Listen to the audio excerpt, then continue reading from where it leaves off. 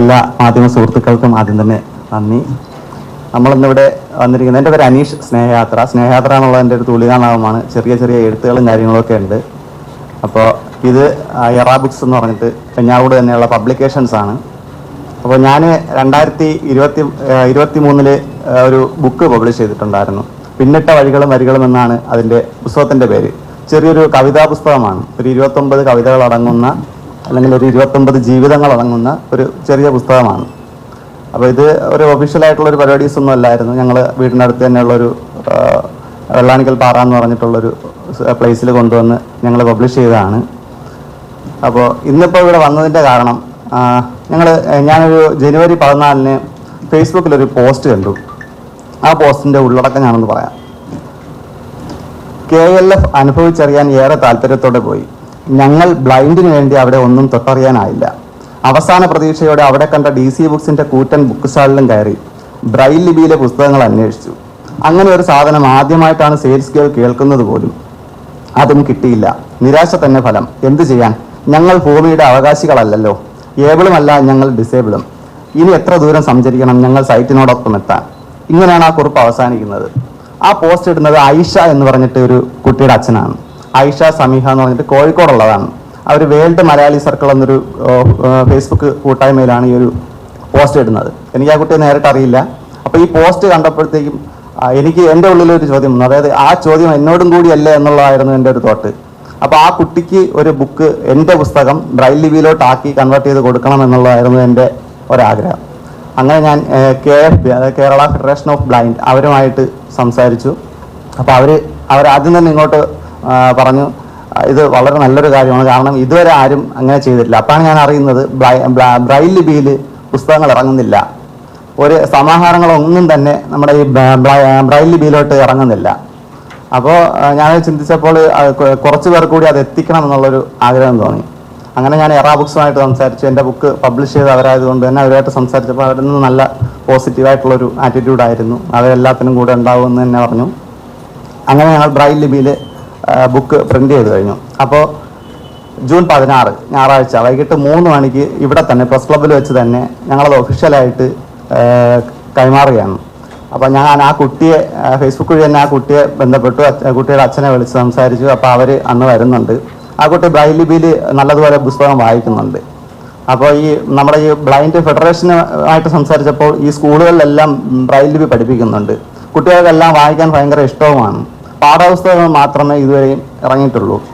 അപ്പോൾ മലയാളത്തിലെ ആദ്യത്തെ ഒരു സംരംഭമാണ്. അപ്പം ഇനി വരുന്ന എഴുത്തുകാർ ഒരുപാട് പുസ്തകങ്ങളൊക്കെ ചെയ്യുന്നതിൻ്റെ കൂട്ടത്തിൽ ഒരു ബുക്കെങ്കിലും ബ്രൈൽ ലിപിയിലോട്ട് കൂടി കൺവേർട്ട് ചെയ്ത് അവർക്കും കൂടി ഉള്ളതാക്കണം ഈ പുസ്തകങ്ങൾ എന്നുള്ളത് കൂടി ഓർമ്മിച്ചു കൊള്ളുന്നു.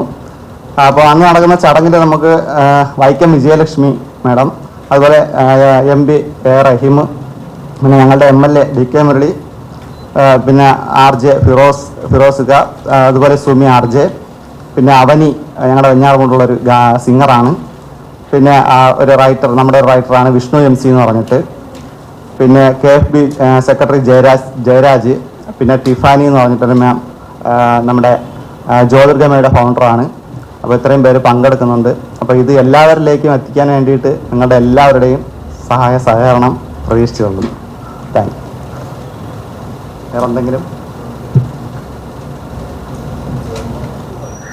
നമസ്കാരം, എൻ്റെ പേര് അനീഷ്. സ്നേഹയാത്ര, സ്ഥലം വെഞ്ഞാറമൂടാണ്. ചെറിയ ചെറിയ എഴുത്തുകളും കാര്യങ്ങളൊക്കെ ഉണ്ട്. അപ്പോൾ ഇന്നിപ്പോൾ ഇവിടെ വന്നത്, ഞാനൊരു 2023 ഡിസംബർ 29 ഒരു കുഞ്ഞു പുസ്തകം എഴുതിയായിരുന്നു. ഒരു കവിതാ പുസ്തകം. പിന്നിട്ട വഴികളും വരികളും എന്നാണ് ഈ പുസ്തകത്തിന്റെ പേര്. ഈ പുസ്തകത്തിലുള്ളത് 29 കവിതകളാണ്. അപ്പോൾ ഇതിൽ പ്രത്യേകിച്ച് ഇതിൽ വേറൊന്നുമില്ല. അതായത് 29 ജീവിതങ്ങൾ പകർത്തി വെച്ച ഒരു കുഞ്ഞു പുസ്തകമാണിത്. ഈ പുസ്തകം പബ്ലിഷ് ചെയ്തേക്കുന്നത് എറാ ബുക്സ്, എൻ്റെ സുഹൃത്തുക്കളും കൂടിയാണ്. എറാ ബുക്സ് എന്ന് പറഞ്ഞ വെഞ്ഞാറമൂട് തന്നെയുള്ള പബ്ലിക്കേഷൻസ് ആണ്. അപ്പോൾ അവരാണ് ഈ ബുക്ക് പബ്ലിഷ് ചെയ്തിട്ടുള്ളത്. അപ്പോൾ ജൂൺ 16 ഞായറാഴ്ച 3 മണിക്ക് ഞങ്ങൾ മറ്റൊരു പുസ്തകം ഇറക്കുന്നുണ്ട്. പുസ്തകം ഇത് തന്നെയാണ്, പക്ഷേ പുസ്തകത്തിന് മറ്റൊരു പ്രത്യേകതയുണ്ട്. അത് ബ്രൈൽ ലിപിയിലുള്ള ഒരു പുസ്തകമാണ്. അതായത് മലയാളത്തിലെ ആദ്യത്തെ ബ്രൈൽ ലിപിയിലെ കവിതാ പുസ്തകമാണ്. ഈ പിന്നിട്ട വഴികളും വരികളും എന്ന പുസ്തകം ഞങ്ങൾ ബ്രൈൽ ലിപിയിലോട്ട് കൺവേർട്ട് ചെയ്തു. ബ്രൈൽ ലിപിയിലോട്ട് കൺവേർട്ട് ചെയ്യാനുള്ള സാഹചര്യം എന്ന് പറയുന്നത് ഫേസ്ബുക്കിലെ ഒരു പോസ്റ്റാണ്. വേൾഡ് മലയാളി സർക്കിൾ എന്ന് പറയുന്ന ഒരു ഫേസ്ബുക്ക് ഗ്രൂപ്പില് ഒരു പോസ്റ്റ് വന്നു. ഒരു പെൺകുട്ടിയുടെ അച്ഛനിട്ടൊരു പോസ്റ്റാണ്. ഒരു 10ാം ക്ലാസ്സുകാരി പെൺകുട്ടിയുടെ അച്ഛനിട്ടൊരു പോസ്റ്റാണ്. അതായത് KLMF പങ്കെടുത്തു, പക്ഷെ അവർക്കായിട്ടുള്ള ഒരു ബുക്കും അത് അവിടെ കാണാൻ സാധിച്ചില്ല, ഒന്നും തൊട്ടറിയാൻ സാധിച്ചില്ല. അവിടെയുള്ള കൂറ്റൻ DC ബുക്ക് സ്റ്റാളിലും അവർ കയറി, പക്ഷെ അവിടെയും സെയിൽസ് സ്കെയിലിനും പോലും അറിയില്ല ബ്രൈൽ ലിപിയിലെ പുസ്തകം എന്ത് എന്നുള്ളത്. അപ്പോൾ ഞങ്ങൾ ഏബിളും അല്ല ഡിസേബിളും എന്നുള്ള ഒരു ചോദ്യത്തോടു കൂടിയാണ് ആ പോസ്റ്റ് അവസാനിക്കുന്നത്. അപ്പൊ ആ പോസ്റ്റ് കണ്ടപ്പോൾ എനിക്കും തോന്നി എന്നോടും കൂടിയാണല്ലോ ആ ഒരു ചോദ്യം ചോദിക്കുന്നത് എന്നുള്ളത്. കാരണം ഞാനും കുഞ്ഞു കുഞ്ഞു എഴുത്തുകൾ എഴുതുന്ന ഒരാളാണ്. അപ്പോൾ എന്നോടും കൂടിയാണല്ലോ ആ ഒരു ചോദ്യം ചോദിച്ചത് എന്നുള്ളൊരു സൈഡിൽ നിന്ന് ഞാൻ ചിന്തിച്ചപ്പോൾ ഞാൻ അത് അപ്പോൾ തന്നെ സ്ക്രീൻഷോട്ട് എടുത്തു വെച്ചതിന് ശേഷം ഞാനത് ഒരു പുസ്തകമുണ്ട് എൻ്റെ ഈ പിന്നിട്ട വരികൾ എന്നൊരു കവിതാ പുസ്തകം ബ്രൈൽ ലിപിയിലോട്ടാക്കി ആ കുട്ടിക്ക് ഒരു കോപ്പി കൊടുക്കണം എന്നുള്ളതായിരുന്നു എൻ്റെ മനസ്സിലെ ചിന്ത. അങ്ങനെ ഞാൻ ഇതിനെപ്പറ്റി ആധികാരികമായിട്ട് ചിന്തിച്ചു, ഇതിനെപ്പറ്റി അന്വേഷിച്ചു. അപ്പോൾ അന്വേഷിച്ചിടത്തോളം ഇത് ബ്രൈൽ പ്രസ് എന്ന് പറയുന്നത് കേരളത്തിൽ 2 എണ്ണമേ ഉള്ളൂ. ഒന്ന് കണ്ണൂരും ഒന്ന് ട്രിവാൻഡ്രത്തുമാണ്. നമ്മുടെ കേരള ഫെഡറേഷൻ ഓഫ് ബ്ലൈൻഡ് എന്നൊരു സംഘടനയുടെ കീഴിലാണ് ഈ ഒരു സംഭവം വരുന്നത്, പ്രസ് വരുന്നത്. അങ്ങനെ ഞാൻ അവരുമായിട്ട് ബന്ധപ്പെട്ടു, അവരോട് സംസാരിച്ചു. അപ്പോൾ അവരുടെ അടുത്ത് സംസാരിച്ചപ്പോൾ അവരിൽ നിന്ന് തന്നെ നല്ല പോസിറ്റീവായിട്ടുള്ളൊരു എനർജിയാണ് കിട്ടിയത്. അവരാണ് ഇങ്ങോട്ട് പറഞ്ഞത് എന്തുകൊണ്ടാണ് ഇങ്ങനെ ഒരു കാര്യം ചെയ്യാനായിട്ടുള്ള ഒരു സാഹചര്യം എന്ന് വെച്ചു. ഞാൻ അതിന്റെ കാര്യം പറഞ്ഞപ്പോൾ അവർ പറഞ്ഞു വളരെ നല്ലൊരു കാര്യമാണ്, കാരണം ഇങ്ങനെ ആരും ഇതുവരെയും ചെയ്തിട്ടില്ല. കാരണം പാഠപുസ്തകങ്ങളും കാര്യങ്ങളൊക്കെ ഇറങ്ങുന്നുണ്ട്, ബ്രൈൽ ലിപിയിലൊരു സമാഹാരം എന്നുള്ളത് ഇതുവരെ ഇറങ്ങിയിട്ടില്ല. അപ്പോൾ ഇതൊരു നല്ലൊരു മാറ്റത്തിന്റെ തുടക്കമാണ്, എന്തായാലും ഞങ്ങളൊപ്പം ഉണ്ട് എന്നുള്ളൊരു ധൈര്യം അവർ പറഞ്ഞു. അപ്പോൾ അവിടെ നിന്ന് ഞാൻ പിന്നെ നേരെ പോയത് എറാ ബുക്സിലേക്കാണ്. അപ്പോൾ എറാ ബുക്സിൽ ഞങ്ങളുടെ ജിഷ്ണു, വരുണ്, ഷിനു അവരുമായിട്ടൊക്കെ സംസാരിച്ചപ്പം അവർക്കും അതൊരു ഭയങ്കര ഒരു സംഭവമായിട്ട് തോന്നി. കാരണം ഇത് ആരും ചെയ്യാത്തത് കൊണ്ട് മാത്രമല്ല ഇതൊരു തുടക്കത്തിന് കാരണമാകണം.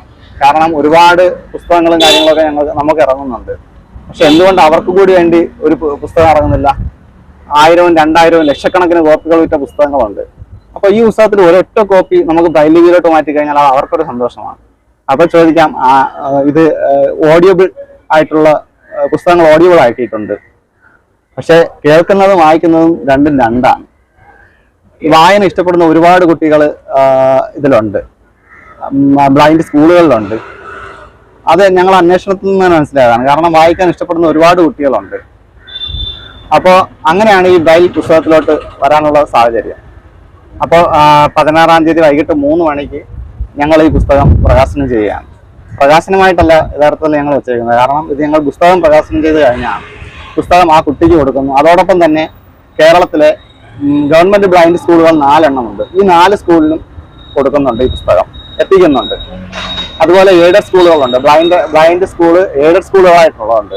അപ്പോൾ അവിടെയും ഞങ്ങൾ ഈ പുസ്തകങ്ങൾ എത്തിക്കും. എല്ലാ ബ്ലൈൻഡ് സ്കൂളിലും ഓരോ പുസ്തകം എന്നുള്ളത് തന്നെയാണ് ഞങ്ങളുടെ ലക്ഷ്യം. പിന്നെ ഈ പുസ്തകത്തിന്റെ ബാക്കി കുറച്ച് കാര്യങ്ങൾ നമ്മുടെ എറാ ബുക്സിന്റെ ആൾക്കാർ പറയും. എൻ്റെ പേര് വരണം എന്നാണ്. എറാ ബുക്സിന്റെ ഫൗണ്ടേഴ്സ് ആണ് ഞാൻ, ജിഷ്ണു, ഷിനു ഇവരൊക്കെ ചേർന്നാണ് ഈ സ്ഥാപനം നടക്കുന്നത്. നമ്മളൊരു സ്റ്റാർട്ടപ്പാണ്. അപ്പം നമ്മുടെ 2ാമത്തെ പുസ്തകമായിട്ടാണ് ഈ പിന്നിട്ട വരികളും അനീഷേട്ടാണ് ഞങ്ങൾക്ക് നാട്ടിൽ തന്നെ പരിചയമുണ്ട്, ഞങ്ങളെ സീനിയർ ആയിരുന്നു. പിന്നെ പുള്ളി ചാരിറ്റി കാര്യങ്ങൾ അങ്ങനെയൊക്കെ ചെയ്യുന്നതാണ്. ഇപ്പൊ നിങ്ങൾ കേട്ടപ്പോഴത്തേക്കും പറഞ്ഞത് പെട്ടെന്നൊരു ബ്രെയിൻ ലിപിയിൽ ഒരു കുട്ടിക്ക് വേണ്ടി ചെയ്തതല്ല, പുള്ളിയുടെ മൈൻഡ് സെറ്റ് എങ്ങനെയാണ്, അതുകൊണ്ടായിരിക്കും പുള്ളി അങ്ങനെ ചെയ്തത്. അപ്പൊ ഇങ്ങനെ ഒരു ആശയം പുള്ളി വന്നു. സത്യം പറഞ്ഞാൽ നമ്മളോട് അങ്ങനെ ചിന്തിച്ചിട്ടില്ല, എന്തെങ്കിലും ഇന്നോവേറ്റീവായിട്ട് ചെയ്യണം ഇങ്ങനെയൊക്കെ ചിന്തിക്കുന്നുണ്ടെങ്കിലും ഇങ്ങനെ ഒരു സംഭവം പറഞ്ഞപ്പോൾ നമ്മൾ ഭയങ്കര സർപ്രൈസ്ഡ് ആയിട്ട് ഓക്കെ ആയിട്ട് നമുക്ക് ചെയ്യാം, അപ്പൊ അതിന്റെ കാര്യങ്ങൾ തിരക്കാം. അങ്ങനെ നന്നായിട്ട് സെർച്ച് ചെയ്ത് ഇതെന്താണ്, ഇതിന്റെ പോസിബിലിറ്റി എന്താണ്, ഇതെങ്ങനെ ആൾക്കാരിലോട്ട് എത്തിക്കാൻ പറ്റും, അതായത് കുട്ടികളിലോട്ട് ഇങ്ങനെ എത്തിക്കാൻ പറ്റും, അതിന്റെ വഴി എന്ത്. അപ്പൊ ഞങ്ങളെ മിനിമം റിക്വയർമെന്റ് നിന്നുകൊണ്ട് ഞങ്ങളൊരു പറ്റുന്ന രീതിയിലൊരു ബുക്ക് ചെയ്തെടുക്കാൻ ശ്രമിച്ചിട്ടുണ്ട്. അത് ഒരു ബ്ലൈൻഡ് ആയിട്ടുള്ള കുട്ടികൾക്കും ഇനി പാരന്റ്സിന് അവരെ കുട്ടികൾക്ക് വായനാശീലം തുടങ്ങണം അങ്ങനെ രീതിയിൽ, ഓഡിയോ അല്ലാതെ. കാര്യം വായിക്കുമ്പോഴും ഓഡിയോ കേൾക്കുമ്പോൾ 2 രീതിയിലാണ് ഭാവന ഉണ്ടാവുന്നത്, ഇവർ ചിന്തിച്ചെടുക്കുന്ന രീതികൾ. ചിലപ്പം ഓഡിയോ എന്ന് കിട്ടുന്ന ഒരു ഫീൽ ആയിരിക്കത്തില്ല കുട്ടികൾക്ക് ബ്രൈൻ ലിപിയിൽ നിന്ന് വരുന്നത്. അപ്പൊ അങ്ങനെ ഒരു അവസരം അവർക്ക് ഉണ്ടാവണമെങ്കിൽ ഉണ്ടായിക്കോട്ടെ. അപ്പം അനീഷേട്ടന്റെ ക്രെഡിറ്റ് ആണ്. അനീഷേട്ടൻ എടുത്തൊരു ഇനീഷ്യേറ്റീവിന് ഞങ്ങൾ സപ്പോർട്ട് ചെയ്യുന്നേ ഉള്ളൂ. ഓക്കെ, ഇനിയും ഇതുപോലെ ഞങ്ങൾ ഇനി ഇറക്കാൻ വന്ന ബുക്കുകളിൽ ഇനി ഏതെങ്കിലും ഞങ്ങൾ ഇനിഷ്യേറ്റീവ് വെക്കും. റൈറ്റേഴ്സിനും കൂടെ താല്പര്യം ഉണ്ടെങ്കിൽ ഒരു പുസ്തകം ഒരു ബ്രൈൻ ലിപിയിലുള്ള കുട്ടികൾക്ക് വായിക്കാനായിട്ട് കൊടുക്കണം എന്നൊരു ആഗ്രഹമുണ്ട്. അത് നടക്കട്ടെ എന്ന് വിചാരിക്കും.